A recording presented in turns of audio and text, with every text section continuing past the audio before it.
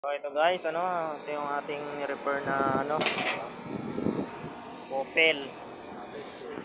So unang trouble, iwan. So nagpalit tayo ng PFC tsaka yung ating diode, yung flat na diode dito. Tapos try natin. So ang error naman niya ay PO. So palit tayo ng IPE module. So after noon, FO naman yung error niya. So, nirepair natin yung problema sa mainboard. So, ang daming problema nito. So, nakatatlong balik tayo dito kasi yung outer board lang yung ating pinupull out. Kasi masyadong malaki tong unit na to. Wala din tayong testingan sa shop.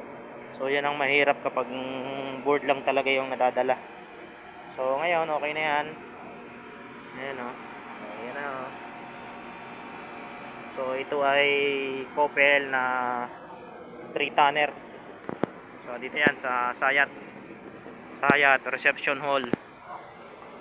Ayan dami niyan So ayan, kami ang gumagawa niyan.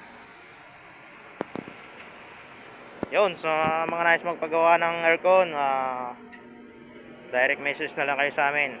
Magre-repair kami ng mga board. So, yan.